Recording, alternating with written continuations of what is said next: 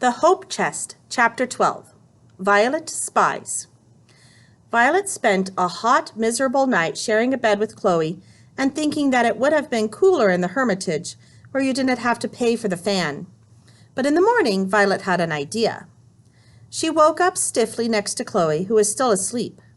A young woman was walking around the room eating a bowl of grape nuts. Violet figured this woman must be Miss Lewis, who Chloe had told her was the lady who had the other bed. Violet dressed hurriedly and wanted to run out to the train station to start looking for Myrtle, but Miss Lewis insisted she should eat some grape nuts first. They were supposed to be very good for you. There wasn't a spoon or any milk, so Violet scooped them from the bowl with her fingers and chewed while Miss Lewis talked.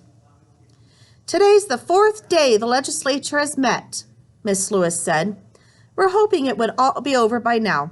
The first day they tried to pass a joint resolution in the Tennessee House and Senate, and we thought we had enough votes. But the antis had bribed a lot of the men we were counting on." She wiped a hand over her forehead, which was already sweating. "How long will they meet for?" Violet asked. "We don't know," said Miss Lewis. "The Senate and House have to vote separately now, and they each have to pass the amendment. And we don't know when they will. The antis are trying to bribe as many legislators as they can, and they won't let the vote happen now until they're sure they can win." "Aren't the Suffs bribing legislators?" said Violet. She was too tired to think straight, or she would have realized how rude this sounded. "Certainly not," said Miss Lewis. "Women are entering politics to clean it up, not to add to the filth. When women vote, there will be no more bribery or corruption. There will be no more war. The concerns of mothers will become the concerns of the government. Good schools, safe food, and temperance. Just think, the United States has banned alcohol completely, and soon temperance will spread to other nations, so that nowhere on earth will mankind ever be a slave to alcohol again." Violet had finished her grape nuts. "Excuse me, Miss Lewis," she said. "I need to go to the train station."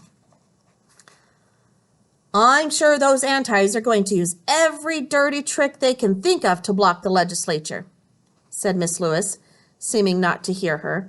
"If only there was some way we could know what they're planning." As she walked along, Violet reflected that she had sat in on an anti-meeting last night eating sandwiches, and that nobody had even noticed she was there. She was perfectly set up, Violet thought, to be a spy. She could go back to the Hermitage, pretend to be an anti, tell the Suffs what the antis were planning. She wanted to do something to help. Since meeting that hatchet-faced woman in Chattanooga yesterday, she found she cared about women's suffrage very much. It was more than just a newspaper story to her now. Violet looked at the rail yards that she was walking past. She saw 2 hobos walking along, carrying small bundles under their arms. They looked just like they had gotten off a train. They reminded Violet of Hobie the hobo. She wondered if he'd gotten to Florida yet. The smaller hobo let out a cry and grabbed the bigger hobo's arm, pointing to Violet.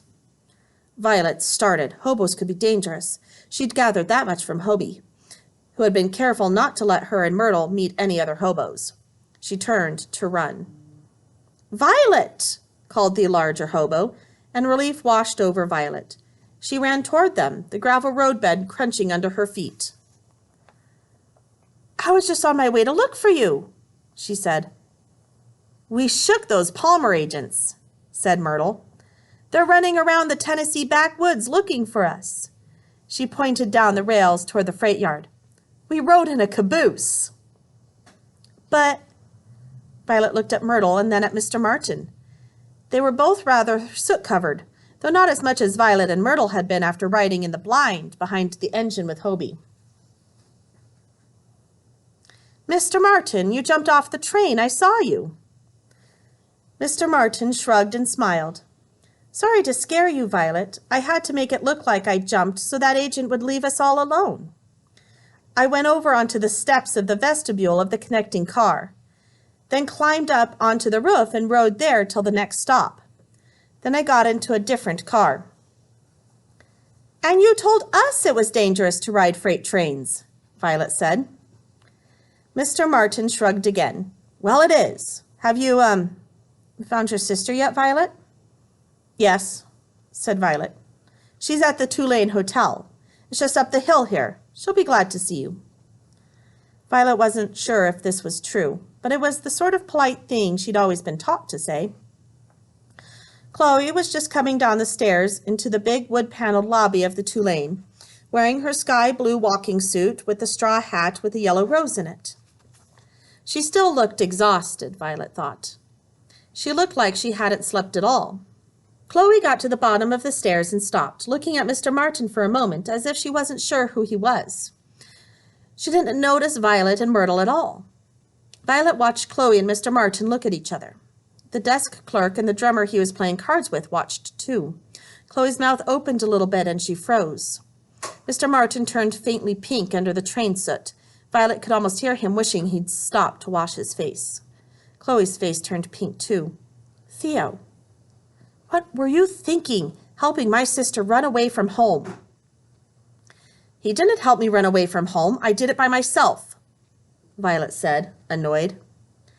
Chloe spared Violet a glance and then looked back at Mr. Martin again. I'm delighted to see you too, said Mr. Martin sarcastically. Theo, you shouldn't have left New York. Chloe spoke very quietly.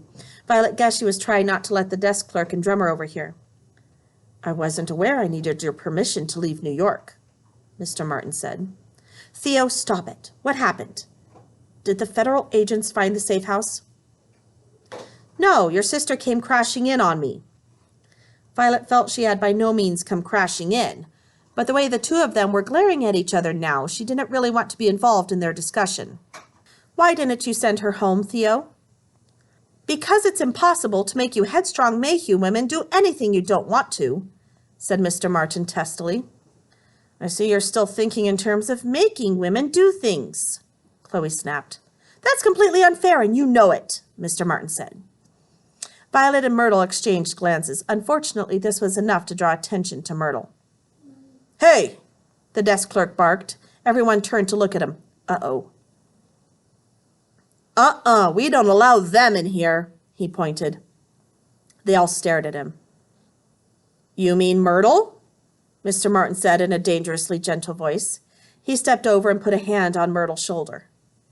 If you don't mind, we're trying to have a conversation here, said Chloe to the desk clerk. Have it somewhere else, then, said the desk clerk. Not in my hotel. I happen to be a guest here, said Chloe. She put her hand on Myrtle's other shoulder. Not if you're going to bring in coloreds and parade them around the lobby, the desk clerk snarled. Yes, this is a high-tone establishment, said the drummer, shuffling the cards and pushing his hat back on his head. Have you two eaten? Chloe asked Mr. Martin. No, we were just going to look for something. Do you need money? I mean, to get the child something to eat, Chloe said. Violet noticed that they were both looking at Myrtle now, that neither of them seemed angry anymore. No, thanks, I have... Are you going to get that colored kid out of here, or am I going to have to call somebody? The desk clerk asked. We're leaving, said Mr. Martin. I'm sure we can find some place where they'll take our kind in, even in Nashville, he added, giving the desk clerk a nasty look. Can't imagine where, said the desk clerk. There's colored hotels, of course, but you ain't colored. I don't think I like Nashville, Myrtle said to Violet when they got out on the street. I'm not so sure I like it either, said Mr. Martin, overhearing her. Well, it's your own... Chloe started to retort, but then seemed to think better of it. Nashville is where it's all come down to, Theo. We're going to win or lose everything in Nashville, and I'm staying right here until we do. Mr. Martin went over to the curb. How's the old hope chest holding up? Chloe followed him. Pretty well. I replaced the brass radiator with one of those steel ones like you suggested. Excellent. Mr. Martin stroked the radiator. And I was right, wasn't I? Yes, said Chloe fondly. It hardly ever overheats now. Violet noticed that Chloe seemed suddenly happier and much less tired than she'd been a few minutes ago. Myrtle noticed, too. I don't think your sister's going to send Mr. Martin to the right-about, she murmured. No, it's the car she's sweet on, not him, Violet said. Uh-huh, said Myrtle skeptically. We should drive her out into the country, take a picnic, said Mr. Martin. There are some beautiful places east of Nashville. And I could teach the girls to drive, Chloe said. At the words, the girls, Mr. Martin turned around and looked at Violet and Myrtle. He had clearly forgotten they were there. Let me go get this one something to eat, he said, and find a place to park her. There has to be a hotel that takes whites and coloreds in this town somewhere. Violet watched them go with regret. She hadn't realized it until now, but she hadn't seen a single colored person at the Hermitage, or the Tulane. She was sorry that Myrtle wasn't going to be able to stay with her. Maybe, when women got the vote, they'd be able to change that.